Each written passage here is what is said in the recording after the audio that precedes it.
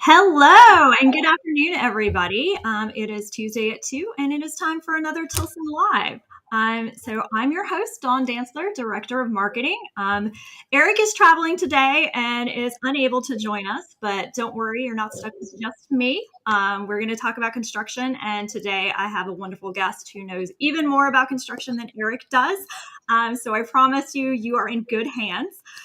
So everybody, drop into the chat. Let us say howdy. Let us know where you're watching from, where you're planning to build, while I introduce my very special guest. So everybody, this is Justin, and he is our Senior Vice President of Construction here at Tilson. And this is actually his second time joining us. So he's an old pro, and you guys were nice enough that he wanted to come back and talk to you again. So super excited to have him. Thank you so much for joining us. Justin, why don't you introduce yourself to everybody who doesn't know you already? Sure. So I'm Justin Ordeneaux. I am the Senior Vice President of Tilson for Construction. I oversee construction across the state. So here I've been for 15 years, 15 proud years being here at Tilson Homes, and just glad to get to join you today on this Facebook Live. So really looking forward to this. Awesome. And today we are going to talk about something near and dear to Justin's heart. We're going to actually talk about our construction process and practices. So everybody, drop your questions and comments into the chat and we will answer you. We have Nick and Kelsey also moderating the chat. So if they see something that they can answer, they're going to hop on it too. But we will, as always, answer each and every question that everybody has. So let's see who we have joining us. We have Sean coming in. He's saying howdy. Howdy, Sean. Thanks for joining us. Diane actually hopped right in with a question. Justin, do you know, are we having any delays with custom windows right now? Yes. In fact, I don't think it's limited to just custom windows. I think it's just any windows from any manufacturer. But yes, we're seeing anywhere between 10 to 14 weeks on windows at times. So we do some things here to try and secure those windows so that we're catching them in time, but we're still experiencing delays and a lot of materials, and windows would be one of them. Okay. Yeah, we were talking ahead of time that you were saying that usually we would complete every single part, every single aspect of a job, when like your plumber comes or when your windows are for installed, and just with supply chain, we're not able to really do that in a lot of cases now. It's become and continues to be very disrupted. So we're navigating it, I think, as effectively as you possibly can in today's market. We're going to continue to do so, but it is a matter of being very proactive as we can be, notifying our vendors and our contractors of what they have coming. So we try to be very transparent with those folks so that they can do their jobs and get those materials in as quick as they possibly can. Wonderful. Let's see. We have Tanya, the Thompsons from San Antonio, building in Spring Branch. We're excited to break ground to build our custom Preston floor plan, hopefully very soon. Awesome. Tanya, thank you for joining us again. She's with us quite a bit, Justin. So Tanya's an expert. She can help us too. Perfect. And then we've got somebody from YouTube coming in from Hempstead. There you go. And then Jackie has a question for you. Once you start on forms, what is the current estimated build time? We've been contacting a lot of customers. We're working frequently to try and keep our customers knowledgeable of what's going on. So once we start forms, and we'll talk about this a little bit more in detail, but that foundation is probably one of the more labor-intensive activities, and it's also one of the very most weather-dependent. So it's taken a while, but after that, I would estimate that we're somewhere between that 8 to 10 months. It's really hard to give an accurate estimate because there's a lot of different. Every lot is different in Texas. Every entity, municipality that you're working with. They all have their little provisions, and they're backed up as well. So they're doing their best for permitting those homes and running power, fighting all of the same resources that we are. So if I had to guesstimate generically, I'd say about 8 to 10 months. Okay. And Jackie, I'm sure your builder can probably give you a better estimate. I can't remember exactly who your builder with. I know your salesperson is Wendy. So I know you're probably Gulf Coast area, but not sure exactly who your builder is. And then we've got Martina. She says, hello, Dawn and Justin, building in Hidalgo and Avant. We have the shop's dirt pad and construction drive going in today. Awesome. Perfect.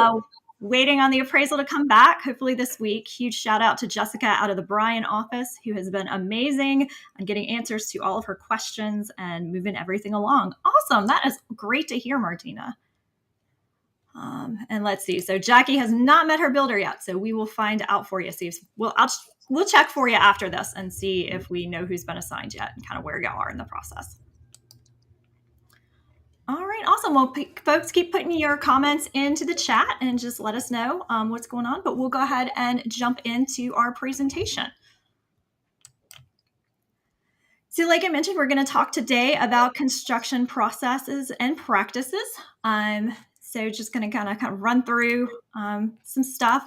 For those of you who don't know who we are, just want to talk a little bit about Tilson and why we are qualified to tell you about this, why you should listen to us. We do have over 89 years of tradition in our company. We will be celebrating our 90th birthday next year. Which makes us the most experienced rural home builder in Texas. So when you're talking about building on your own land and you want to do it in Texas, Tilson is who you want to talk to. So whether you're choosing to go with us or not, we just want to arm you with the most information, but this will tell you why we are, the ones to talk to. So we were founded in 1932. We're Texas family owned and operated. The fourth generation is now kind of rising up, and we're waiting for the fifth to come in soon. Some of them are in college, some of them are in grade school, but they'll be in soon. We've built over 40,000 homes throughout the state on our customers' own land. So we've seen just about everything there is to see that comes up in this process. And on average, 10 families per week move into their Tilson home. It comes out a little bit over one per day, but I kind of feel like all families should come, the whole family should move in. It's like 1.3 families per day are moving into their Tilson home. So that's super exciting. So just talk a little bit about the process. So behind the scenes, before we can even get to construction, there are a lot of things that need to happen. So we're going to be doing stuff with you, like working on your plot plan and your floor plans, putting together your foundation plan, getting geotechnical data, which we will talk a little bit about in this presentation, but also going through permits, compliance issues, making sure everything is up to code. So we're going to look at not just building code, but also energy code. We're going to make some calculations to figure out exactly what your HVAC system should look like. We need to review all community requirements and get approvals wherever they're needed. Then we're going to move on to scheduling, and then also in areas where it's applicable, any county that touches the Gulf of Mexico, we have some windstorm requirements that we need to do. So all of that is happening behind the scenes with all of our team before we even get to what we're going to talk about in this presentation. We also have a lot of site prep work that needs to happen before we can get to setting forms that, like we talked about before. So we've done a lot of presentations separately on how to prepare your land for your new home. And that includes, doing things like planning for and connecting your utilities. So making sure you've got a source of power, a source of water, setting up for your septic system, setting up for gas. You will meet with one of our team members to do a site evaluation, which we sometimes also refer to as a stakeout. When that happens, someone's going to come out to your land, figure out exactly where you want to place that home, and then also give you some tips and a to-do list on everything that you're going to need to do before we can start construction. So you're going to leave that meeting with a clear understanding of everything that needs to be done before your home can start.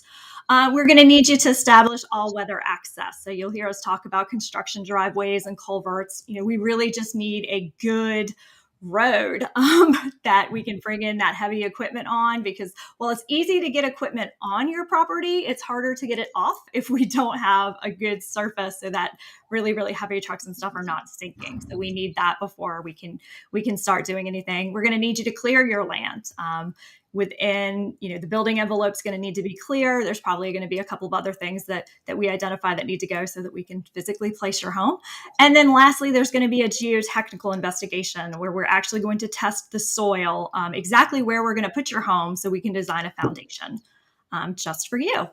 So that's kind of real quick. I just boiled down what was usually an hour and a half presentation into one slide. So if you do have questions, drop them in or feel free to refer to that. But I want to make sure that Justin has enough time to kind of talk about construction. Well, the great thing, Dawn, too, is we're here every step of the way to help guide you through that. So Absolutely. I know that I saw one question about how do we get started. So, and then everything's going to come in. So we're here to guide you through all of this. It's not as challenging, and we're great guides at pushing you through this process. Yeah, it's Ashley that was asking. She lives in Melissa and is looking to build on our property in Leonard. What's the first step we need to take? Well, Ashley, we would love for you to build with us. And being there in Melissa, we have a design center right there with you, right there near you that I know would be happy to help you. So the first step is really to either call the phone number on our website or fill out a contact form. And one of our new home specialists will be there to answer your questions and get you all set up for an appointment in Melissa. That's really, really the first step to starting to build with us.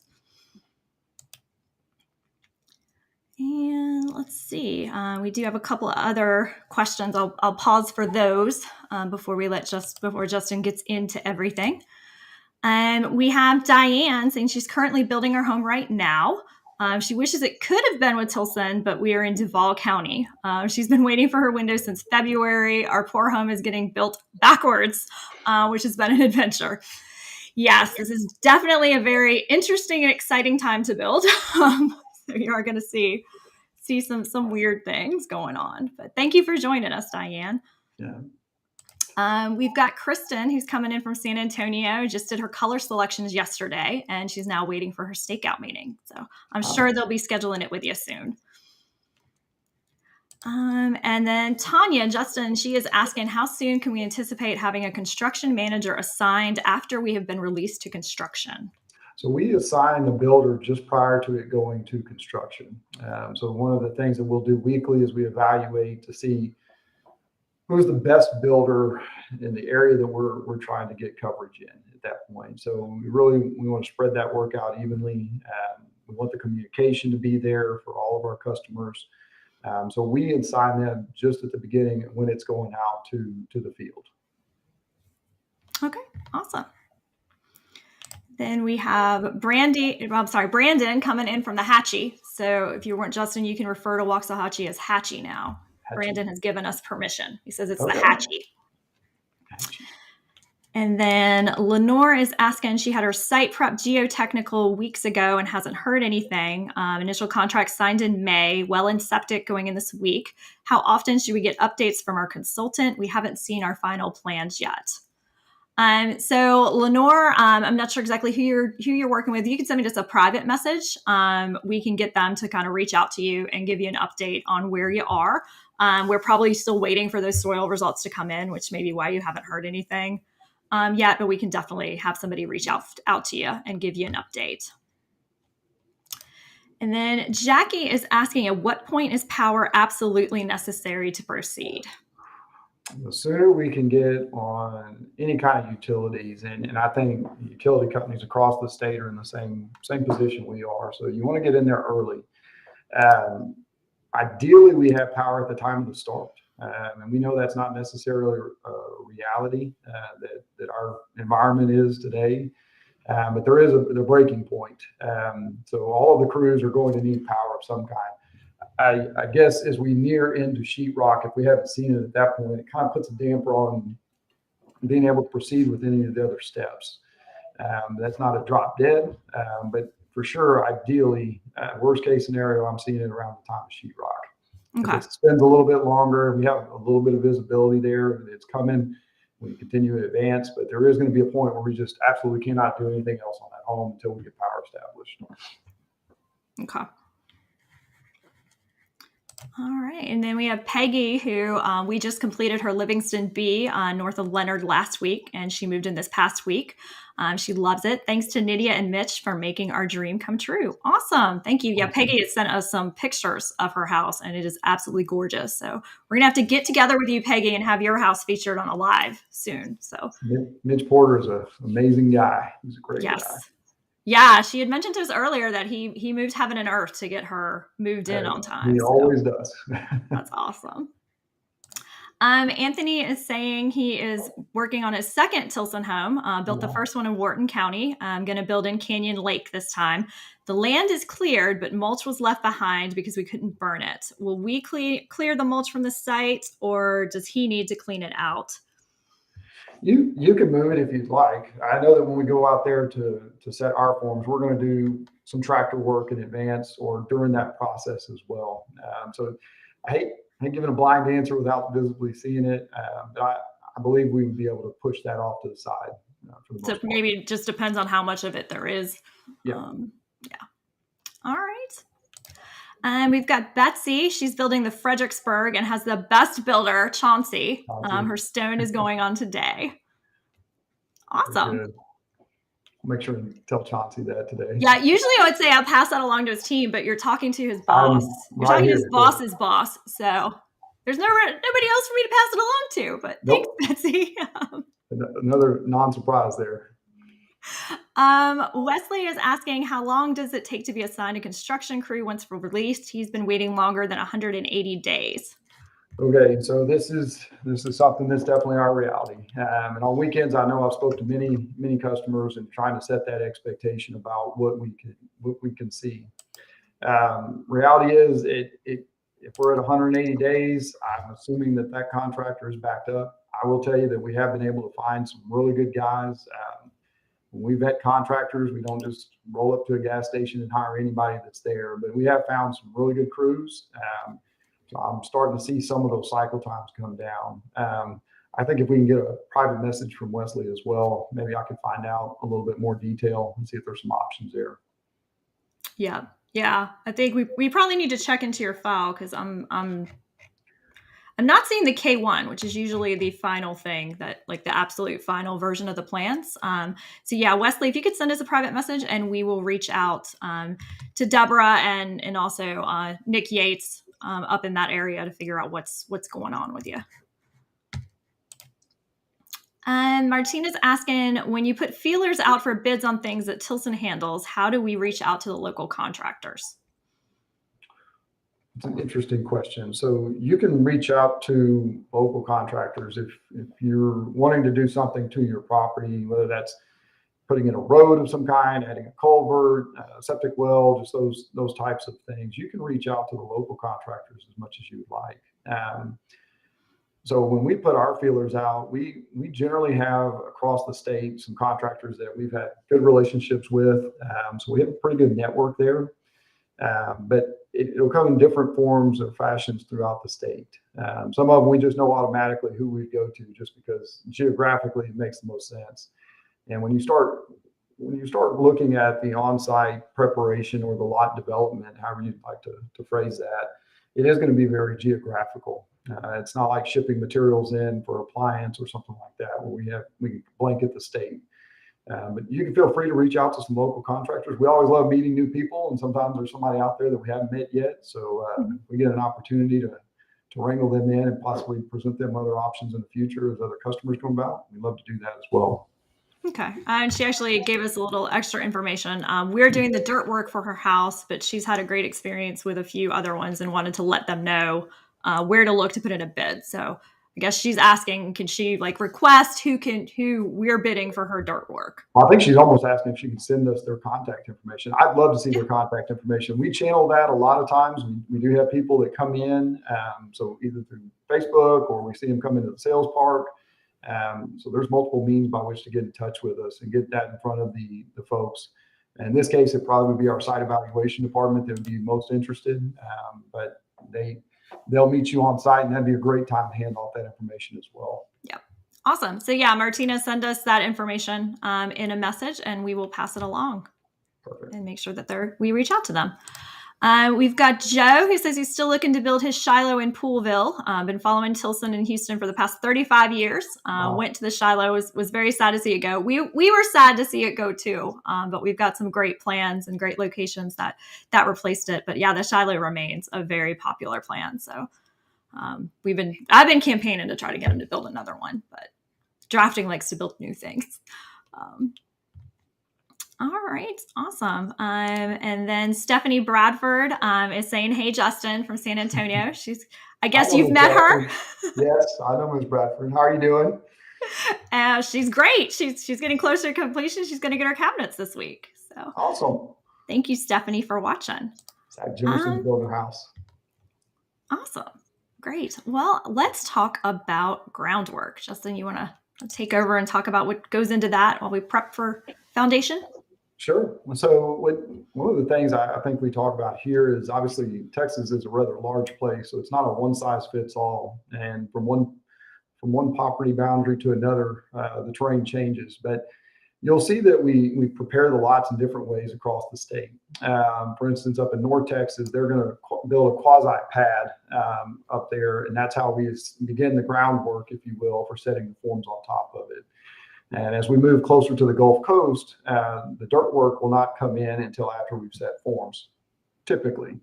And then in Central Texas, it's going to be at levels that are just tremendous at times. So we'll set forms straight to the terrain, and we level it off with the form boards there. And there's some overlap there. So you might see various different applications we might suggest, just depending on what the advantage might be to one versus another. As we obviously get into the floodplain and we have to elevate, we might present some other options to make them cost effective. But ultimately, we want to make sure that we've done the proper thing so that we have a foundation that's going to last. And so that's always the angle and goal. All right. So here, they're talking about what we do in advance. And one of the things that you'll notice when our site evaluators are out at the location with you, you're helping them identify what your vision is and where that home is going to be placed, the orientation of that home. That also sets the stage for us engaging our engineer. And as you can read, they've been in business for over 150 years. They do a lot of amazing things to make sure that we're going to put the proper foundation on your lot for your home. And so they'll come out and do soil borings, and they'll test to make sure that soil and the beam widths and beam depths, which is something we're going to cover here in a little bit, but to make sure it's very specific to your lot. And that way we mitigate any kind of issues we might have later on down the road. Mm-hmm. Another huge aspect, I'm sorry, Dawn. That's right. I'm not in sync with you just yet. So anyway, one of the things that we set the stage for early on is that when we design it, there's also some maintenance associated with it. So your site evaluator is evaluating how to allow you the opportunity to properly maintain that foundation. So their guidance is essential, and that is the very first step as we start to build the plan, if you will, for building your home. All right. So everything in this slide, with generically it's going to talk about is the fact that everything we're doing above the ground, it still rests on the soil. So knowing what's going on below that soil and how those soils react, whether it be to previous conditions that were there, or the rains that we will get, or the droughts that we will get. But the soil is ultimately what's still stabilizing that home. And that's what we have to build on top of. And so there's a lot of different techniques that might be used to make sure we achieve stability for that foundation. As you can see in here, there's 1,300 different types of soil. So we're fortunate to have Hemlaw. They've engineered all over the state of Texas, very familiar with the terrain. They execute great plans for us day in and day out. Yeah, and that's one of the reasons why when we do our soil testing to design your foundation, we're going to be taking it right from the footprint of your home, because the soil on your land is going to vary widely depending upon, just the different conditions in the history of what happened. Was there a pond in this location many, many years ago, and that kind of stuff. So it's really important for that soil testing for it to come exactly where you're going to build your home, and not from somewhere like just right off the street, or and another spot where you're not building, because it could be with 1,300 soil types, it's going to be different exactly where your house is and where it might be somewhere else on your lot. Well, a lot of time it's not a one size fits all, and so Mm-hmm. if you get into a real sandy soil, it may not require that you have as wide or deep as beams. So when you hear somebody saying this is what I do every time, sometimes those methods may not, well, they may work great in one part of the state or one area, but they may not work great on just across the road in some cases, as we've seen. So Oh, it's wow. important to get that soils information harvested and get the engineering correct up front. Mm-hmm. Yeah, absolutely. So this is one of the things is the site evaluation. They go out there and they're going to start talking to you about what's important. So a lot of times it's not only the terrain but also the envelope of that home and how it's going to be constructed. So every time you have a little inside corner like this plan is displaying at the bottom of that screen, that's going to require some additional elevation possibly if there is an outer level. But ultimately, we always want to make sure that whatever we're putting on the ground and whatever the other things that you're going to incorporate into the home or the property are accounted for so that we have positive drainage. So that's something we'll speak to pretty frequently in construction as we go through the build and certainly at the end. Weather is something we saw what Harvey did. Just prior to Harvey, we were in a severe drought. Everything was just super dry, and then all of a sudden it became super saturated. So it really did some things to the soil and impacted a lot of structures across the state. So the engineers certainly learned a lot from that we were blessed. We didn't have that many issues that came from that, other than one sales park flooding that we got past. But yeah, weather plays a huge part on that foundation and how secure it's going to be through the life of the home. As you can see, all these little arrows that they have, they're always trying to push that water away. And what the rule is that you want consistent moisture content around that home. So we're not only designing the house to accommodate that, but setting the stage for that the drainage allows that consistent moisture content to occur. And sometimes you do have to add some additional features after the fact, depending on what you incorporate, whether it's a drive or a sidewalk or a tree, if it's a gable or if it's it just depends on the design of that house and where that water is going to run down to. And in here it also talks about, and I know the question about the mulching came up earlier. So every time a tree is on a lot, it's basically sucking up moisture. It's it's pulling all that moisture out of the grass. And a lot of times the grass will not grow around that tree. All of a sudden, when you remove that soil is going to react in kind. So you might see a depression where you had that tree in and you removed it and you backfill it with dirt, and over a year's period, you will see a mound a lot of times where that tree existed, just because that soil will start to get the moisture back and it's just going to expand. So there's just a lot that goes into the engineering side and why that soil is so important up front. Okay. And then, like you were mentioning, it's important after the fact too, that like to think about when you're doing your landscaping, not planting a tree too close to your home, because it's going to pull moisture out from under your foundation if you don't take steps to prevent that. Awesome. So let's talk about how we determine the soil type. So their in-law, they do a great job. I'm going to go a little bit in reverse here, but they go back to their historical photos that they have. So they're going to do some forensics on the lot, if you will. There's a lot of times that things that you didn't know existed on the property. We uncover those sometimes when we're out there digging beams. Every once in a while, we might stumble across something that. Did we find a swimming pool once? We found swimming pools. We've found old septic tanks. We found remnants of an old pipeline. I mean, sometimes we find some great things underneath there. So we have to break for a little bit and kind of come up with a plan around them. But things that also will impact a foundation, if it was building on an old fence line, and cows come by that fence line and they're constantly walking, that compacts that soil. And then you rip it out. Well, that soil is going to react differently where that fence line was than the other parts of the home that are on the opposite end. So in-law's going through and they're making determinations on what's the appropriate thing for beam depth, beam width, cable counts, just all those things that engineers do to make sure that we have stability. So they're going to go through and also do a site visit and the drilling on on the lot. So we come out there on site evaluations there. They come and determine where you want your home. And so we will send them MLaw out, their geographical department out to come in, and they will drill holes exactly where that home is. And they also do some other forensics for the fault line review, make sure that there's nothing in there that they can identify early on that's just going to be an absolute issue, or how we can engineer around it. And then obviously the geological map review is something else they'll do. Okay, great. And then let's talk about what they do with that soil once they take it. So once they have the soil, they send it back to the lab, and that's where they start doing their science, if you will. So they'll go in and they'll do the liquid limit, and they're going to figure out what's the moisture content when that soil's become placid. And so that's one of the things that the engineer is going to cue off of. So that geological department is going to send that information on to the engineer, and the engineer is ultimately the one that's designing around that. So they're also wanting to know what the plastic limit is.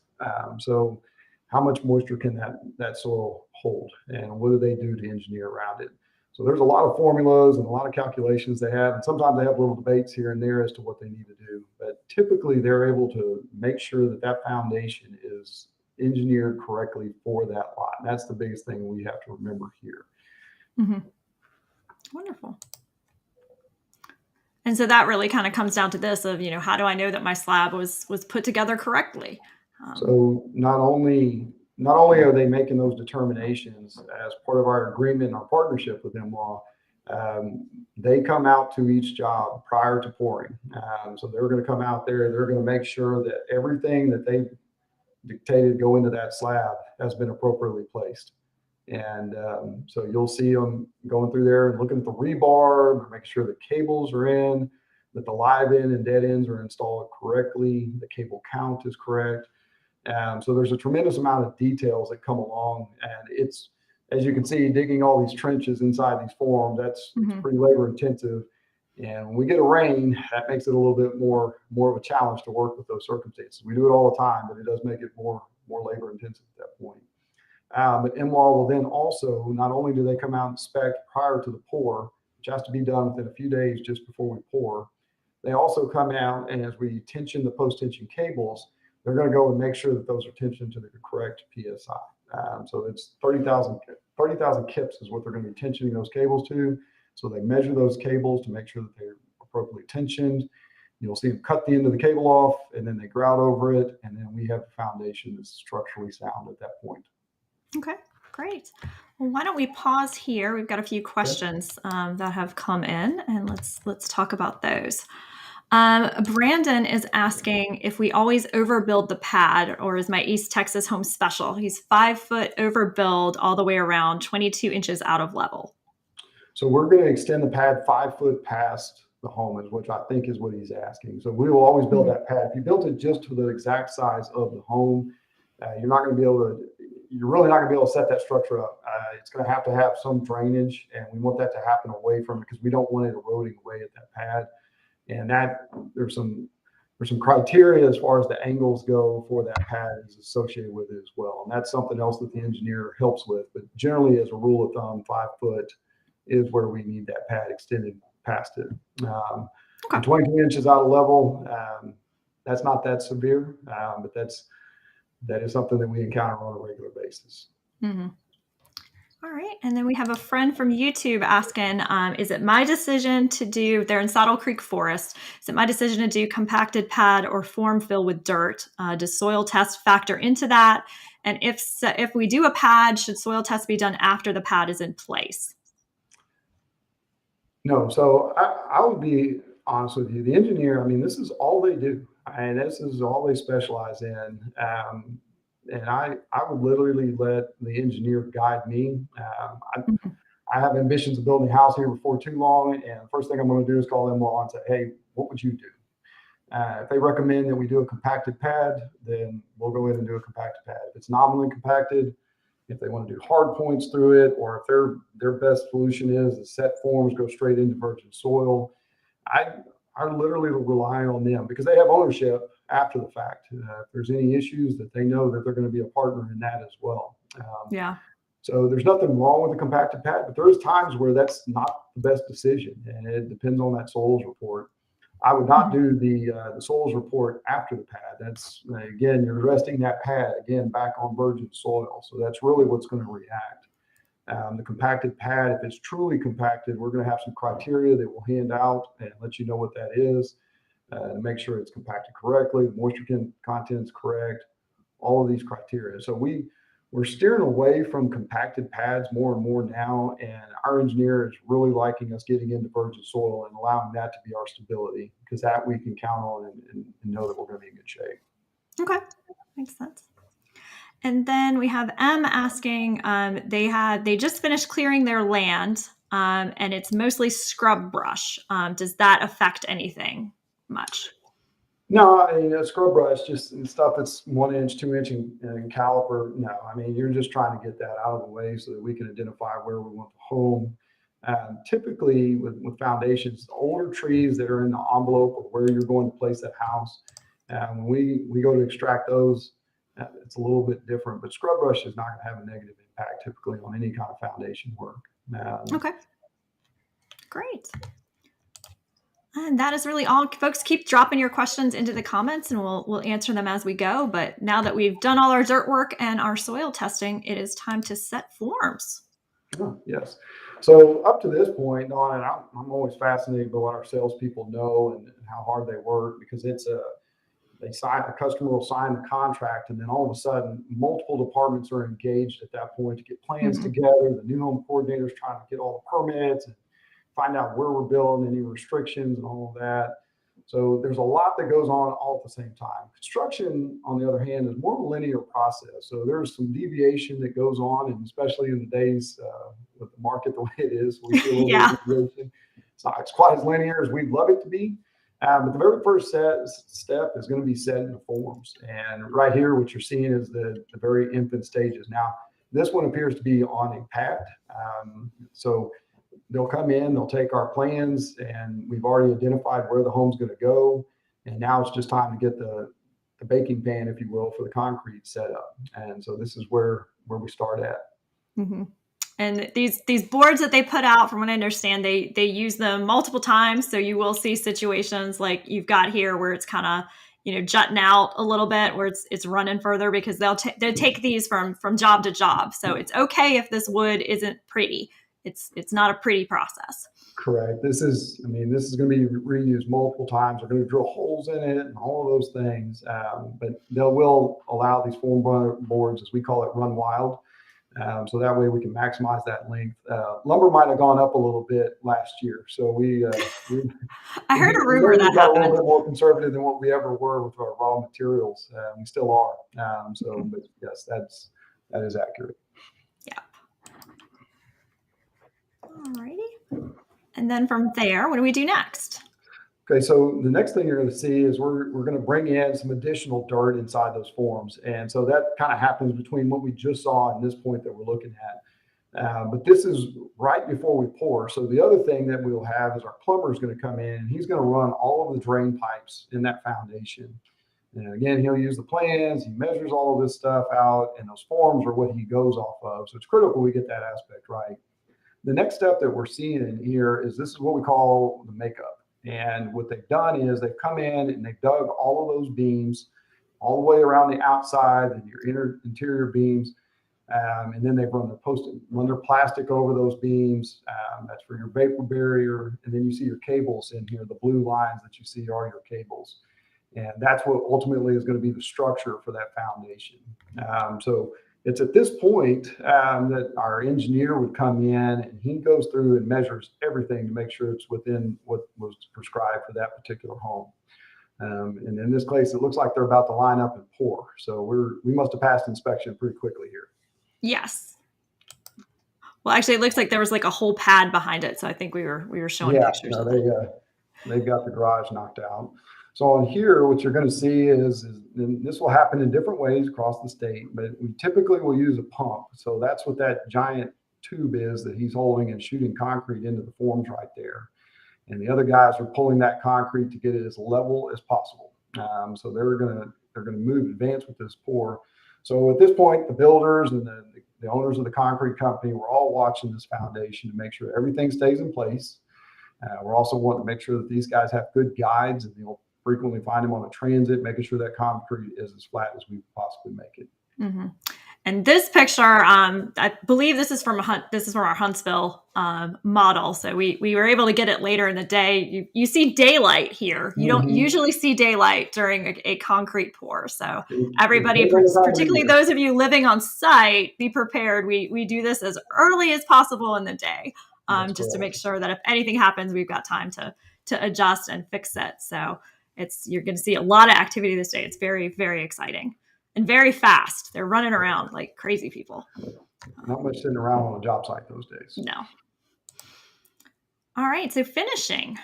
So once we have the concrete in, it begins to harden at this point. So what they're doing is, instead of walking on it, you can see the giant screed that he's using to draw that concrete. Again, the whole purpose here is to try and get as flat a surface as we possibly can. And it's not easy. It's extremely difficult. But we're trying to get it as flat as we can. And then as it continues to cure, as you move over to the left, you can see the guys out there actually finishing up somewhere around those plumbing pipes to get that smoothed out, because we're going to have cabinets, we're going to have walls and all those things in those locations that we don't want sticking up. And then at the end, they're going to take the trowel machine and they start running it over the concrete. Again, this is just to try and avoid any kind of humps or dips in that foundation. They're still going to occur. That's the reality of this is, these guys are doing this all by hand. They have obstructions. They have electrical lines in that slab. They have plumbing lines. So it's not as easy as just running it from one form board to the next, much like they do with flat work. So this is a bit more challenging when you're doing a foundation. Mm-hmm. Okay, great. Then material delivery. So at this point, once we get the foundation poured, the very next step in our linear process is going to be that we have a framer come out. So we're going to deliver these materials out to the job, and this is what you'll see. It'll come out in bundles. A lot of times they'll cover the stuff up with plastic, but this is all in preparation. It's like the framer's Christmas gift, if you will. So we wrap it all up and we deliver it to him so he can get started on framing the home. Awesome. So this is probably, as far as construction goes, this is by far my favorite thing. All my guys know I love my framers. They work extremely hard. They've been impacted by code the most. It's the most labor intensive thing we'll do. And then also it's the longest duration of any activity that we have on the job site. So to get to this point, this crew probably took a week and a half at minimum to get to this point. But they're going to start erecting those walls. And now when you go out there, you're going to see a lot of braces, and those walls are, they're not exactly secured, but we're in the process of getting them secured. A lot of contractors will go ahead at this point to firm that up. They'll get everything nice and plumb, and then we're going to get the OSB placed on it so that holds that exterior in sound. But you can still see the bracing throughout this home. Okay. The next step will be getting up above that. We'll put our joist in, and you kind of see those off to the left and to the right in that garage area on this home. And then from there, we're going to start building the rafters. This particular home has a bonus room on it, so that's why you see that elevated piece right up there. That's correct. So this one is a 2-story or a story and a half, but it's start at the bottom and work your way up. Yep. So once we get done with the frame, what you're going to find is we have the structure, the skeleton, if you will. Then we're going to start continuing on with the OSB. All of our homes are full 100% OSB wrap. And then the next step is going to be applying what we call cornice. And you're going to see guys approach this in a little bit different ways. Sometimes the plan's features dictate which direction we have to take this. But for the most part, you're going to see them wrap that home in Tyvek, and then they're going to start building the eave like you see up above. That Tyvek is actually up above. There you go. That's correct. So the Tyvek extends all the way up to the underneath each side of the eave. And then they start connecting the cornice to the rafters and what we call a lookout. And then we got the fascia and all these other features. But that's going to be a finished product when we're done with it. So there's the rough framing. You might see that a 2x4 that's bowed. You might see some of those features. It's going to have knots in it. It's just a reality. But when we get to the finish, that's why we choose Hardy. It's a very consistent product. It's known to last. It accepts paint or receives paint extremely well. But these are the steps that we go to before we get on into a roof and other subsequent steps. Okay, great. Whoops, sorry. Oops, missed one. There we go. All right, so once we have the roof, the decking on the roof, we'll put our product. We use Rhino Liner. It's a synthetic felt, so that way it stays on that roof. But now we're ready to start bringing in the other components. Now the frame is going to take 3 to 4 weeks from start of frame to the time of corners complete. In the best scenario, it's going to take 3 to 4 weeks. Once we're able to bring in the HVAC, that's going to be everything that you see here. So we're going to set the unit in the attic. We're going to run all the duct work. We're going to set the dryer vent. We're going to set the exhaust fans. So these are rather large things, generally warehoused all in the attic, but a few things will come down into the floor system. And then we'll move on into the plumbing, which is the next. So all those pipes that we had in that foundation now have to come up. They're going to start serving a purpose. And what we see in this picture is there's 2 drains. So I know right away we're going to have 2 sinks in this bathroom here. And then the pipe that goes up, that's actually a vent pipe. That's what allows that water to relieve itself back into the drain, the main drain that ran through that foundation, ultimately into a sewer or septic system. Now the red and blue, those are PEX lines. And that's what's going to be supplies those sinks. So the plumber has all of these connections that are coming in. And typically, we're also going to be running gas lines if it requires at this point. We're also going to be running gas lines through the house. Great. So the next step after the plumbing will be the electrician. He has a little bit easier time manipulating his wires around the air conditioning and the plumbing. Now, sometimes we might deviate depending on the schedule. Somebody might have to come in before the other one, but ideally this is the route we would follow. It's not always the case that we can. But here, obviously, as you've seen before, we've got all our wires that are going to run, all the outlets, switches, ceiling fans, any kind of vanity light, but they all tie back to the panel. And that's what we see on the left side here is where all the wires are condensing coming down into the electric panel. That's what's going to warehouse the breakers. And each one of those breakers is going to feed those rooms with those electrical circuits. Okay. I see some questions coming in. So why don't we I imagine this is break here. And let me go back. So Brandon is asking, how many points do they drill during soil investigations? Are there specific points at which they drill and how deep? They will drill they typically drill at least 1, sometimes it's 2. Sometimes we get 2 in that slab. I believe they're at 10 to 15 feet. And it also kind of depends on the soil condition. So if we have a bed of rock in there, so there's going to be some limitations. So I hate answering things generically, but that's pretty much what you can expect at that point. Okay. And then we have a question about the dirt pad. If he does his own dirt pad and the cost is complete, it seems that if he does it, the cost is completely his. But if they do form fill, what is my cost exposure? Does Tilson allow a certain amount? So even if you do a pad, you're still going to be bringing in some dirt material typically. So part of the house, if you're going to do a pad, we're not going to be using the forms to come up. So you're really just kind of transferring dirt from one pad and building it 5 foot past the envelope of the home, or we're coming in with forms and going straight up.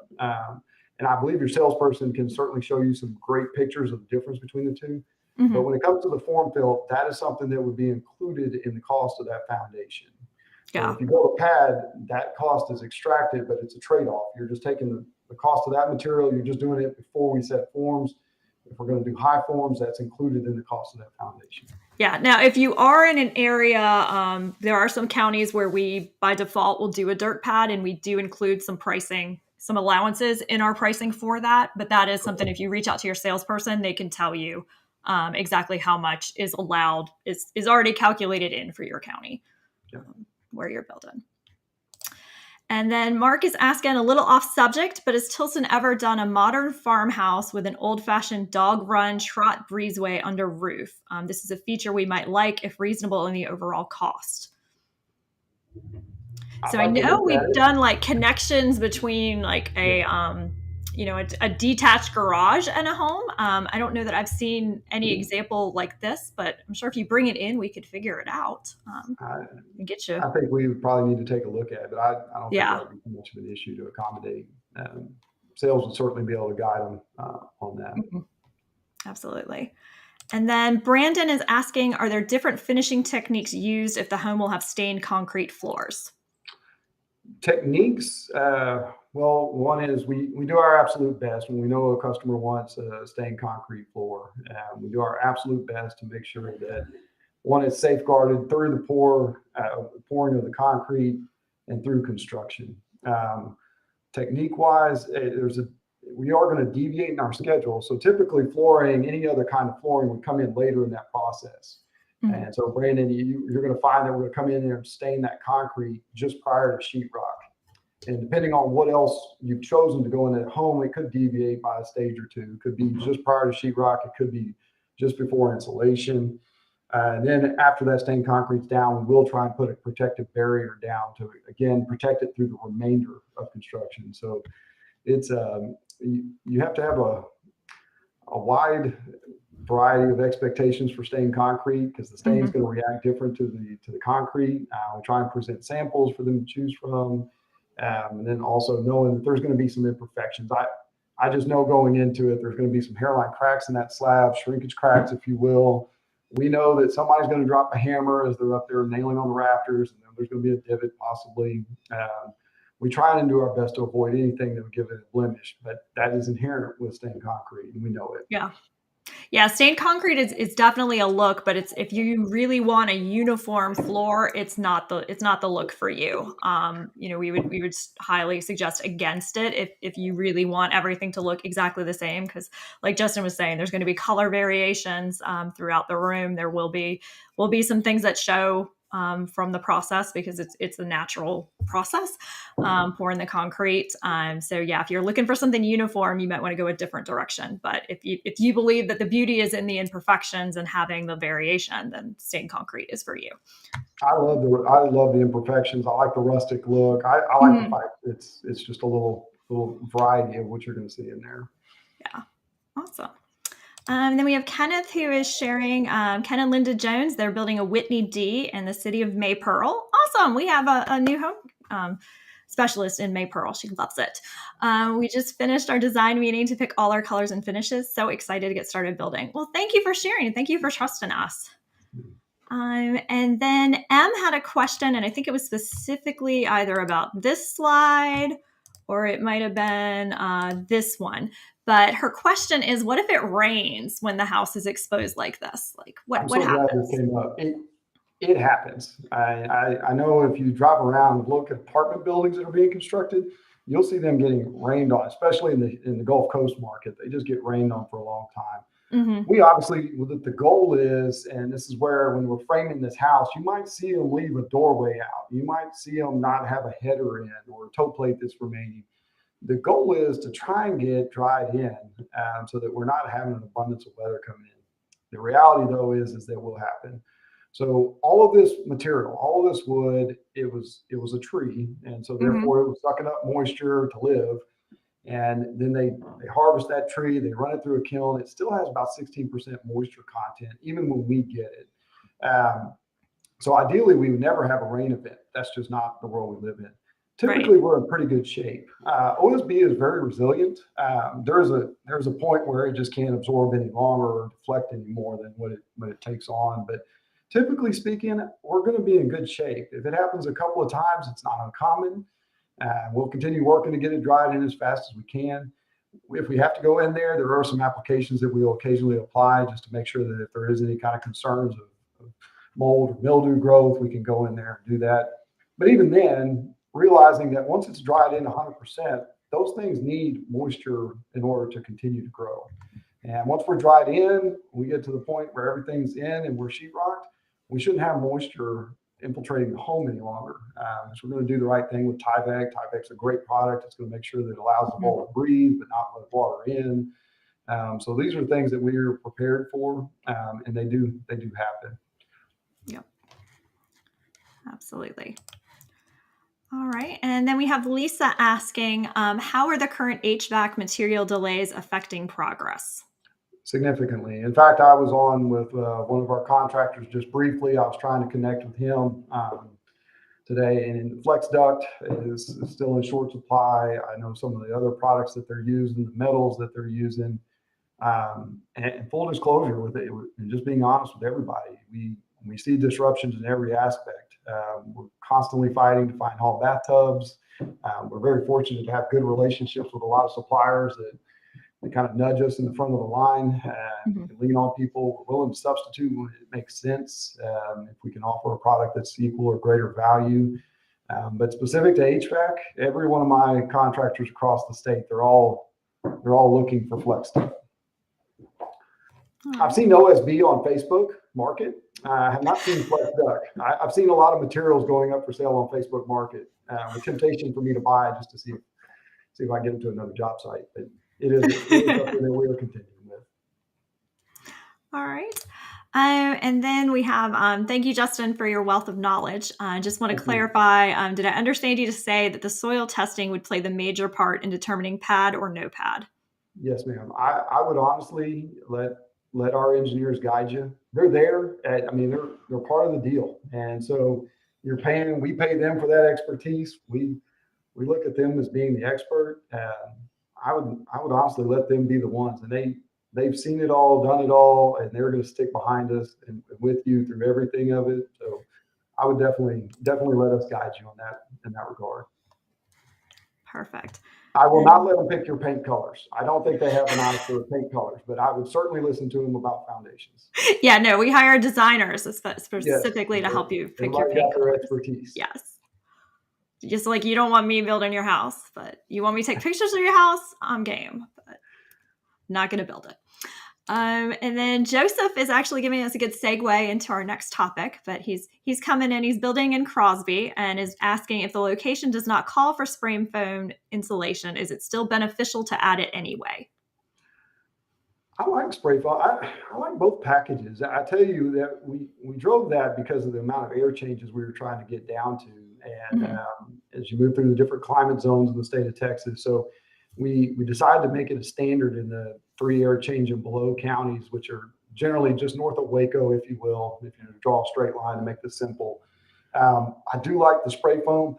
I'm still a firm believer in using the dehumidifier as a complementary piece to that, because you're really sealing that house up tight. We're blocking everything, all that air infiltration that's coming in.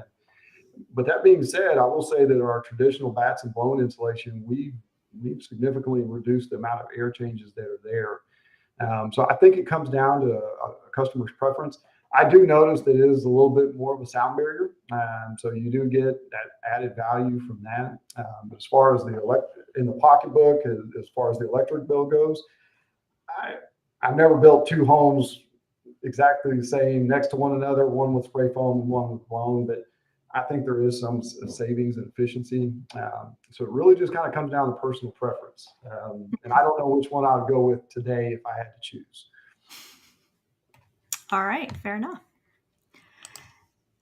And then, sorry, Scott snuck in. Are we there at the framing stage? Seems like we had multiple crews come out to do our foundation. Do the veteran frame?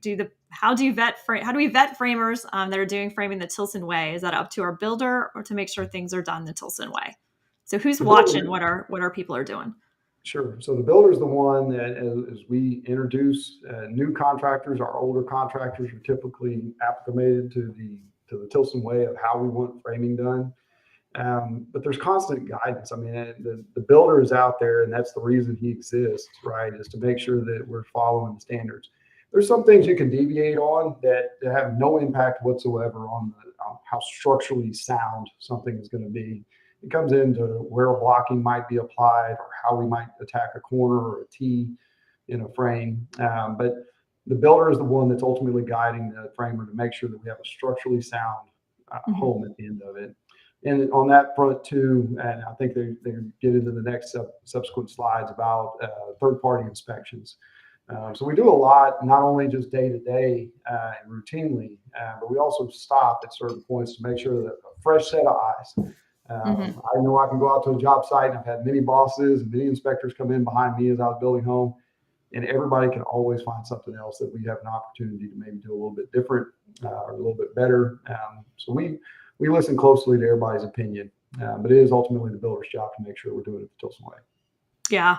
And there's third-party inspections. The person we had before, he said she was building with somebody else, and anybody who's considering building with someone else, ask about third-party inspections because they're not required in the state of Texas. So you're going to want to check to see if you're okay. So technically it's required, but nobody enforces it. Correct. So if you're in an area where maybe the city or the county doesn't have their own inspectors, that may or may not necessarily be happening. So make sure that you're watching that. Because fun fact about Texas, the way that you become a builder is by saying, "Hi, I'm a builder." There is no licensing requirement. There is no qualifications. Anybody could say they're a builder tomorrow. So make sure if your builder is not doing third-party inspections, please do them yourself. Just protect yourself in that way. So let's move on and talk about insulation. Okay, so we kind of touched on this. It was a great segue Mm-hmm. there. So what we're looking at here is this is the typical BATS fiberglass insulation. And so you'll see that all this insulation on that upper picture, it's all really nice and tight up against the stud cavities. It's nice and tight up against the electrical. So that's a grade A installation. And Mm-hmm. that's something that our third party, one of the inspections we have is an actual energy inspection. They come in and verify that all of and there's a lot of little blocking and details that you don't pick up on that the framer had to set the stage for. But all of that is meshed in there really nice and tight. And then as we get up into the attic, you can see there's an R38 blown insulation there, and that's the little sticker. You'll find that in every one of our homes that has blown insulation. You'll see multiple of those marker sticks throughout the attic so that you can verify the depth of that is accurate.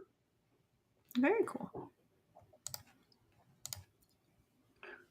So here we get into a little different application. So a batten blown insulation is really keeping that conditioned air specific to the living area. When you go to spray foam, all of a sudden we're actually including the attic area as part of the climatized area. Now it's going to be about 10 to 15 degrees difference in the attic, but it's not going to be near as far off as the batten blown application. Mm-hmm. So again, neither one's wrong. Both are great applications when done correctly, but you can see them spraying in between those. The top picture is actually spraying in between the rafter cavities. And so he's going to get the depth of that just about, depending on the size of that rafter. I think he's going to be a little bit short of that one, about an inch, because it looks to be a 2x8. So it's going to be a bit shy. If it's a 2x6, it's probably going to come down flush to the bottom of that rafter. And then the wall cavity, you're going to see them fill out just approximately to the edge of that stud. And they'll shave off whatever excess might develop as they're seeing that foam expand. Mm-hmm. So they're both great applications when done correctly. I said, I'm not sure which way I would go today. I kind of like both for different reasons, but they're both very good applications. Yeah, absolutely. So now we move past. So in between there, and Don, I'm going to go backwards on us just a minute. So Okay. in order to get to that position to where we were able to insulate, that is another inspection that we go through. So we have the engineer that comes in, at a minimum, we have an engineer that comes in at the point of foundation. And then we move to the point before insulation, we have another third-party inspector that comes out and looks at everything in the house. He's going to look at the frame, he's going to look at the mechanicals, the plumbing, electrical, everything at that point. Once we insulate, we then get another inspection. The builder's, he's scheduling inspections left, right, all the time, right there at those stages, especially for the city, like the Bradfords are in the city of San Antonio. So we're scheduling a lot of inspections for those. But they come in every step of the way and they're inspecting that. Because once we get covered up, just like we covered up the makeup with concrete, now we're going to cover up the structure with sheetrock. So we don't want anything to get missed. It happens occasionally, but generally speaking, we do a lot of things. You'll see markings on the slab. You'll see a lot of things that we identify. We have nothing to hide. We're just here to lay it out. This is what our reality is. This is what needs to be corrected. We're going to get it fixed and we're going to move down the road. So then we move into the finishes. So right here, you can see that kind of the evolution of sheetrock. But the first part is where they're hanging the sheetrock. They're always going to start at the ceilings. Then they're going to put their walls up. That's one crew typically. And then you're going to see another crew come out. They're going to do the tape and float, which is the white lines that you see running on the drywall there. And then last but not least, we're going to come in and texture that. They'll sand and they're going to do some skimming and some little detail work before texture. But the final part of sheetrock will be the texture portion. So now this is where people really start to light up.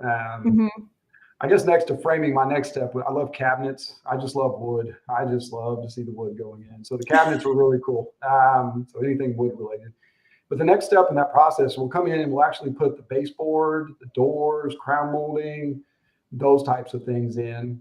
And my painter is going to come behind them. They're going to do a little sanding. They're going to caulk. They're going to putting little things. And then they paint everything. And then our cabinets are going to come in somewhere about that time frame. I'm going to say that we're deviating a little bit right now because cabinets are still a little bit backed up, just as other things are. So we're putting the cabinets in somewhere about this time at this juncture. Then once the cabinets are in, we've set the stage for our granite contractor or countertop contractor to come in. He'll install the countertops. Then the tile guy is going to come in. Now we're starting to get really excited because almost all the colors are there. And then we get into the mechanical pieces that we have to trim out. So all those hard efforts that we put into getting those located, plumber, HVAC, and electrician are going to come back and make this thing light up just like it has here in these photos. Yep. Very exciting. And along the way, you're going to have a lot of moments where you're like, I don't see anything happening. Some of that has to do with what Justin was talking about before of we're waiting for inspections. We're pausing at critical times to make sure that everything was done properly. So we've scheduled things to kind of take a pause. I also learned from talking to Nick Yates that even within the schedule itself, sometimes we'll schedule days where there will be no work just in case the contractor ahead of the next one goes a little bit longer, because we don't want to happen is lose a contractor that we have scheduled because the person who was in front of him isn't done yet. So there are going to be some periods of time where you're like, nothing's happening. Stuff is happening. It's just not happening at your site at the moment. Like it's planned. Well, the great thing we've got, Dawn, is our customers typically, and again, I get to speak to them on weekends and things like that. So I know they're all working really hard. So sometimes it's going to be just the fact that the previous question about electricity being established, if we get to this point where it's like, hey, literally there's not much else I can do. It just doesn't make sense to keep pushing things into this home until we get these certain aspects. Right. The other thing is in the front side, you really do see that it takes a frame for the AC contractor. The AC contractor needs to get there, then the plumber, the electrician, because they're all working in the same areas. Once you get to the point of sheetrock, and the life kind of goes in two different directions. You've got the outside because you're dealing with the exterior features of the home, which might be masonry. You got a septic, you got all the utilities being connected, water line, electrical. And then you have the inside that has a life of its own. And then they kind of merge back together.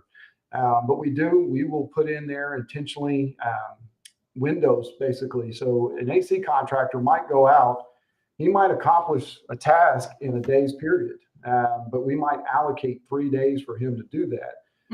So sometimes with some of the companies we work with, it depends on how many people they can allocate to a certain home. It might be a half crew. It doesn't mean you're getting any less of a job. It's just, hey, we're going to split them up so that we can get more work done, divide and conquer, so to speak. So especially in today's climate, we're navigating just as quickly as we can, but you will see some periods where nothing's happening. And honestly, it could be just windows. I know that question came up early on. It was a good one, but I hate that she's not building with us, but we certainly see the same effects that what other builders are feeling as well. Great. Well, and the HVAC systems that we were talking about before, we can't put in a lot of your flooring if we don't have HVAC that we can actually run and keep it from getting too much moisture going on with it. And builders will make decisions and make game time decisions every day. We trust them to make good decisions. And sometimes, hey, normally I wouldn't do this, but I'm going to go ahead and advance with this aspect of the house. And I'm going to trust this guy to catch me back up. But I don't, because none of my guys want to sit stagnant. It's the one thing I can assure you. There's none of them that just want to delay progress. These guys are not driven that way. They wake up in the morning and they're ready to go hunting. And so it's extremely difficult. So they'll start deviating that schedule to figure out what they can do. They're not just going to sit there and twiddle their thumbs. They're going to try and find avenues by which to make things happen. So long as it makes reasonable sense. Right. All right. Well, then let's talk about the outside of the house. So here, so the inside is completely finished. And then a lot of the things that we have to come back for the inside, for instance, the electrical, plumbing, those things, they also have to be done on the outside. So we're generally pretty quick to jump on the masonry, stucco, anything that we have on the outside, whatever those features are, to get to this point that you see now. So you can see on the left-hand side, the AC is set. So we had to get the masonry done. We also know that in order to get the AC started, I need a septic system because the drying is going to drain into that septic system. So we're trying to, it's convergence of factors at this point. We need everything to kind of come together so that we can finally get to this point of completion and closure. Okay, awesome. So there is a natural order to this. So one of the things you'll see here is this is a stucco home. And on the left, stucco will typically go on before stone. There might be some applications where, again, we might deviate. So don't take this as the Bible, but the paint was done in advance of the stucco because we don't want to spray the hardy material. We don't want that overspray. Winds kick up in Texas, and that's what you're seeing right here is that rhino liner has that white on it. The winds were picking up and bringing it on to the rhino liner. Right. We'll come in with the stucco, and then once the stucco is completed, then we're going to do the other veneers down below it. Awesome. So, and again, another inspection. He's just happy he got his windows. He's happy he got his flex duct. He's just, it's a miracle. So now we're going to bring in the third-party inspector again. And we want them to come back and verify, all of the outlets that are supposed to be GFI, are they operating correctly? The builders are checking this, but again, it's a second set of eyes. We want to make sure that everybody's comfortable, and we're going to feel comfortable moving you into that home.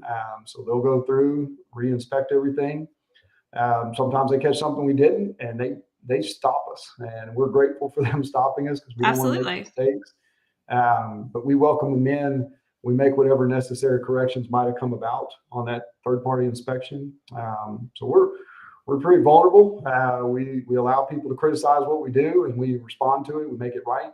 And then at this point is about the time that you're also going to be doing a final walkthrough. So this is most important inspector coming through is you. Yeah. We're going to walk through and introduce you to the home, describe how those features work. We're going to talk about how to make sure that you're maintaining the house properly to be in accordance with the warranty. So all of those fun things are going in just as these final inspections are coming. Wonderful.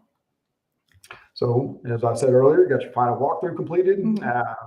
At this point, behind the scenes, we have our closing coordinators. They do a phenomenal job of reaching out to customers and kind of guiding you on that process and making sure we're as prompt as we can be. Surveyors, just like everybody else, might be a few weeks out right now. They used to be like 3-day turnaround. Now it's like a 3 to 4 week turnaround, depending on who they are. So the builder will follow up with you. We'll go over the warranty, make sure that you're there. We'll talk about referrals and references. Yeah. If we did a great job, we would love for you to tell your friends. If we didn't do a great job, tell us so we can fix it. But yeah, referrals and references. And then that's it. You get to enjoy your new home. Yeah. It's a beautiful house. Yeah. That's the Wimberley. You're sitting right next to that one because you're in our Bernie office right now. Yeah, that's correct. I'm not too far away. I should have done it from there on the couch. No, we learned a couple weeks ago that the internet does not work out there. Oh, shucks.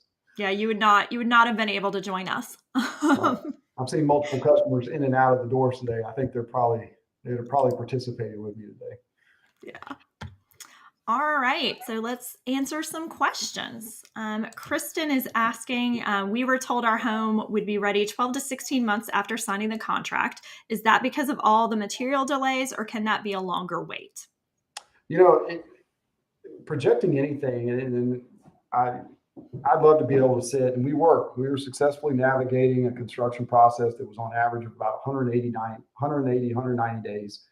On average across the strait 18 months ago. And that was what my reports reflected. We felt good about presenting it. I'm guessing just like the next man, I think, hey, what do we see ourselves capable of doing? And I think that 12 to 16 months, it might be our reality. We're hoping that, and we've been hopeful that we would see some relief on the supply chain side. Another factor that just nobody really credits that much, but ever since the freeze that we had. I know it was way back in February, but ever since then, we've just had a steady diet of just different type of weather conditions. Rains have really knocked us out. So that's really what's kind of put us in the bottleneck right there at that foundation and framing. Not to mention every builder across the state is fighting for the same resources.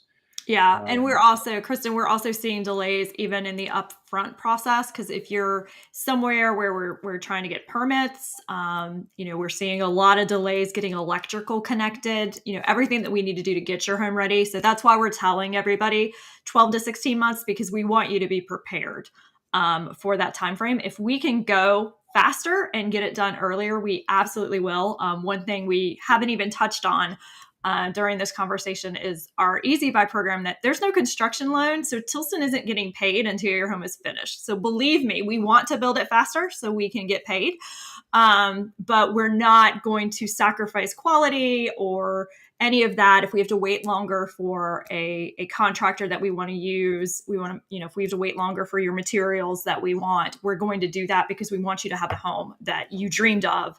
And that's going to be wonderful. We don't want to rush that on you. So that 12 to 16 months is just to kind of prepare you for that's based on everything we're seeing. That's how long we think everything's going to take for a while. And I hate even bringing up COVID. I cringe when people bring it up. I don't like bringing it up, but it is a reality that we're balancing. I can assure you that I've had some unfortunate incidences where people have, and crews are quarantining.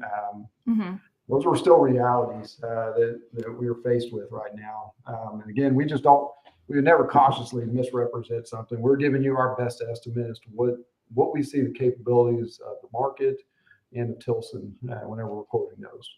Yep. And then Jen and Ray is asking, she was told a traditional fireplace is not compatible with spray foam. That's correct. That's correct. Yes. The house gets so tight that it's not breathing like it used to. So homes built even in the early 2000s, when the Energy Star first kind of started coming online, it was a voluntary program back then, but it was one of the first adverse, if you will, effects. The electrical bills came down, but there's just not enough air that's able to make up for the amount of air that needed for that fireplace. So you start to see the smoke channel back in. So we steer people to a concealed fireplace so that they can be closed off, so we don't have that smoke and coming back up in the home. Right. We actually, within that concealed fireplace, you're having to bring in oxygen to make that fire burn. So, it was a situation where we could put a regular fireplace in your house, but then you'd have to open a window to have enough air. And usually if you're wanting to burn a fire, you don't want a window open. That just seems silly. So that's why, again, just trying to be totally transparent with our customers and make sure that they're getting what they expect out of what they're paying for. Yeah. And we've got our friend from YouTube, KM. Sorry to keep harping on foundation, but before forms are set, does Tilson scrape organics off to get down to clean dirt? If so, is that material pushed off to side for use for rough grade around the pad? So in some parts of the state, we will do it in advance of the foundation forms being set. In some other parts of the state, more on the Gulf Coast, we will set forms, but they will come in there and scrape that vegetation, and they will bulk it up on the side of the forms. There is some folks that are in some camp of just minor vegetation is not as big of a deal as what we perceived it to be long ago. But we do scrape out where the forms are, and we will bunch it up either in advance of the forms or prior to putting the fill dirt in. Okay. And don't apologize for asking questions about your foundation. Nope. It's the most important part of your house. So you want to ask as many questions as you can. And let's see, Candy is asking, how long after the final walkthrough is it before closing? It'll vary.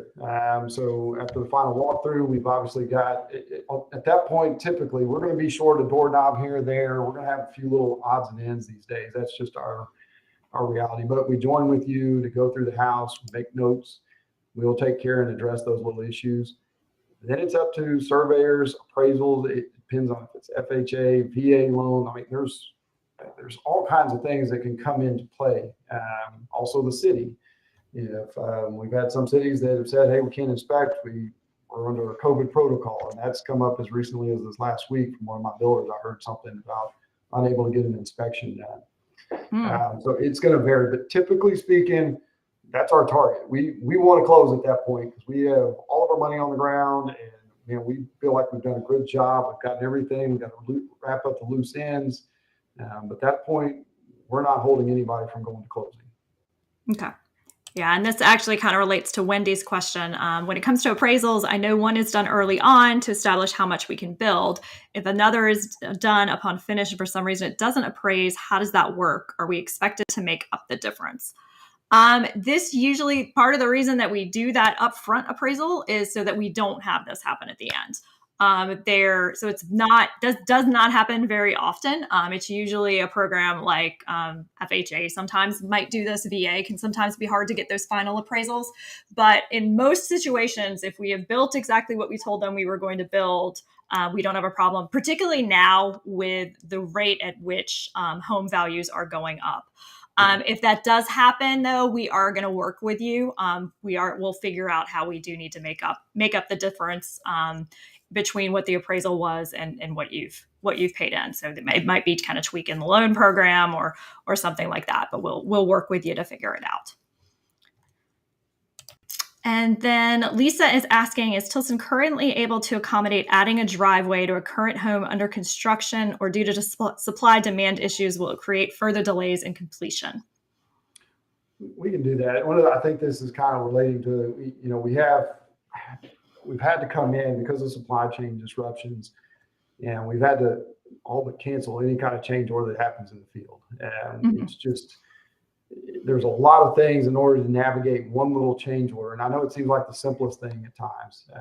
It's one of the most difficult things I have to do is tell people no. I hate doing it, but I also have to watch out for everybody around in that surrounding area to make sure that we're not impacting the build in that totality.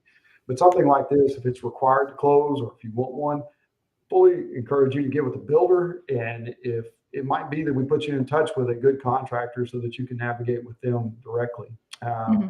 So something of that size, they're probably going to check with the closing coordinators to find out how much is in the loan. Do we get you to pay cash for it? But this is something that the builder would be able to guide you along and let you know what we are capable for in that specific area. Okay. And then Linda was asking what size ceiling fans we put in. So I was looking that up for our standard ceiling fans that we do are 52 inch. And those are going to be included in all bedrooms as well as your living room. Correct. And then we had a question, are third-party inspections done at various points throughout the build? I think we've covered it, but it never hurts to say it again. When are we inspecting? We have our engineer who designed it. It's the guy that we want out there. They have inspectors. They all go through training from MLaw to know what to look for, make sure the application's correct. So that's one of our first ones. Then your second inspection would be right before we put insulation in the home. So that's when our third-party inspector will go in, check the structure. He checks the air conditioning, the plumbing and electrical, make sure all the applications are sound, compliant, and then we insulate. And then we have another inspection before drywall. So we're up to 3 right now. And then as we go through, we get towards the end, we do have another inspection, final inspection with the same third-party company across the state. Did you talk about energy inspections too? Yes, there is an energy. There is an energy inspection at the end as well. So they'll come in and do a blower door and a duct blaster and a visual inspection of the attic. Yeah, they bring in lots of fun equipment and it looks like space age and it's fun. Yeah. But they're verifying that your HVAC was done correctly. Let's see. Candy is saying, my appraisal came in lower than expected. He valued our land low and the house was way lower than the cost. Is the same appraiser called for the final appraisal? And at what point will that second appraisal be done? So most likely it will not be the same appraiser. What happens when it's time for an appraisal is the mortgage company, they have to keep everything very separate so that there is no opportunity for the mortgage lender to influence the appraiser and what value they are going to be giving that home. So the way that those appraisals are done is the mortgage company orders the appraisal from a third party, and then the third party actually hires the appraiser. So it is it's totally random who it's going to be, but they're hiring a licensed appraiser So it's just going to be whoever is up. Nobody gets a choice in who that appraiser is going to be. And then that second appraisal is done right around the time where we're finishing. So we have to have the completed home ready so that we can show them that we did everything that we said we were going to do, because they were going to want all the work kind of completed. So we try to line that up coming in close to your closing. And then M is asking, what kinds of things are the homeowners discouraged from doing to avoid voiding any warranties? It's a broad question. That is. Question. I tell you up front, I think the salespeople generally, if somebody makes a request, there are some things I hold pretty close to the vest. One is I don't want anybody else doing my foundations. I don't want anybody else doing my framing. I don't want anybody else doing my HVAC. Now, those are three things that I just generally just shake my head and say, can't do those. Outside of that, I think we do a phenomenal job of guiding people. But generically, when you move in, changing your AC filter, it's a simple one, right? I mean, it's a pretty simple one, but we see people forget that on a regular basis. Putting in driveway and flat work, again, just knowing that fundamental rule of we need positive drainage away from that foundation, no standing water, because that can wreak havoc. Again, those soils are going to respond. And while we've designed a foundation it's there and it's meant to be on that soil, it's also meant to have stability around it or consistency in that moisture content around it. Planting trees. Old trees aren't as detrimental. I'm talking to my engineer and an arborist. Typically older trees, 20 feet away, 25 feet away from the foundation, we're going to cut through some roots. Typically an older tree is not more apt to regrow those. It just lends to the other ones that haven't been damaged. Whereas if you plant that cute little tree that's about a 2-inch circumference and it's only 5 foot from the house, that's the one that root system is really going to start to feed underneath those beams, and they're going to get underneath there, and that's going to start drawing moisture away. He's thirsty. From underneath. Yeah, it's going to. And when we basically by putting that foundation and the plastic on there, we're encapsulating the moisture inside that foundation. And so that tree wants to go and grow roots where there's moisture. So what better place than where it's like a trough at that point. So it's naturally going to gravitate over there, and it's going to suck all the moisture out underneath there. But I think our warranty manual does a great job of kind of walking you through this. So there's other little things, but I mean, those are the big ones. Is really protecting the structure, considering the gutters, your landscaping, your watering routine. I meet people all the time. They have a beautiful flower bed, and it's got beautiful flowers and shrubs. And then around the house, the grass is just dead as dead can get. So that's not consistent. But I also would tell you that Christy Reyes, she's our service team manager. She's a phenomenal resource. All of Lynn, Nick, and Russell. If you have a question, they're a great source of knowledge. I'd be more than happy to talk to you. So if you're going to do something, you're a little concerned, reach out. Yeah, that's what she's asking.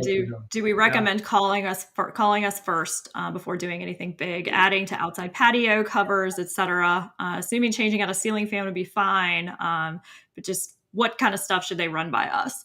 I tell you, Russell and Nick Taylor, they both were practicing technicians. So these guys have seen everything. They know a lot about construction.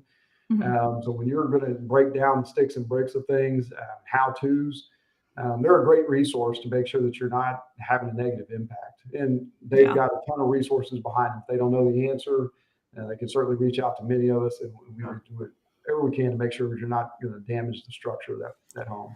Yeah, the only things that I've seen come up are really like things like Justin is saying that would affect the structure. One big no, do not attach anything to your foundation. Don't let them drill into your foundation. For a couple of reasons. That comes up a lot with driveways into garages. They sometimes want to attach your driveway. No, because your foundation is meant to kind of float. And if we now restrict it at one end, it can't rise as it needs to and keep your house flat. The other factor is the person trying to drill into your foundation doesn't know where one of our cables are. And if they hit one of those cables that's tightened as tight as we were talking about, it's going to be bad. Like bad things are going to happen if you break that PSI. The other one is changing roof lines. You're going to want to check and make sure that was done in a way that your drainage is still going properly, because all of our gables are designed to run water in a specific manner. And if you suddenly decide to cover that back porch and you're not putting it at the right angle, you could be causing some issues. The other thing I also like to tell everybody about warranties and voiding them is your appliances, your HVAC, anything made by an outside company that kind of has like buttons on it, make sure you register them. You're going to have this pile of registration cards. Go online, register your appliances, because they will act like they have never heard of you if you don't register them within the first 60 to 90 days, depending upon what it is. That will void your warranties. Real quick, she also asked about ceiling fan. If you know how Ceiling to fan, connect, yeah, you're good. Yeah, if you know how to connect the wire nuts and black to black, white to white, ground to box, you should be fine with doing anything like that. Yep, you're good. And then this is the last question, and I see folks, so if you have any other ones, start typing. But asking if the T-pole needs to be set on the same day as electrical pole and service is done by provider, how should that be coordinated? So a little bit of chicken and the egg. So we may have the electrical pole set with anticipation of where the power company, they may have come out and already determined where their pole is going to be ran. So you don't have to have the electrical poles. The sooner you establish those, you've met with them, determined what the easement's going to be or where they're going to locate those, then we can set up the T-pole around it. So typically I'd like to see the electrical pole before the T-pole. That doesn't always happen that way. If we have to move a T-pole, it's temporary. So temporary poles are something we can relocate. But if we could have the pole there, that'd be phenomenal. Yeah. And the temporary pole, everywhere that we're allowed to do it, we're going to take care of that. There are a few electrical providers that are going to say, I want to do it. And in that case, we have to let them do it. So it's kind of all done together. Correct. All righty. Well, thank you, Justin, so much for doing this and joining us today. I really appreciate you giving us so much of your time, because I know that you're busy out there getting all our homes built. So I appreciate you taking the time to talk with everybody. And folks, everybody who is watching, thank you so much for joining us. If you'd like to get more info, you can, of course, head over to our website, tilsonhomes.com, or you can leave us some comments follow us on Facebook, Instagram, and YouTube. We're always monitoring that and we'll answer you. Or you can visit any one of our 11 locations throughout the state. Our 12th location in Waco should be opening soon. So hope to have news about that in a couple of weeks. We're really grateful for you for spending time with us today and appreciate all of you who have trusted us to build your homes. And for the rest of us, we genuinely hope to soon make you part of the Tilson family. So bye, everybody.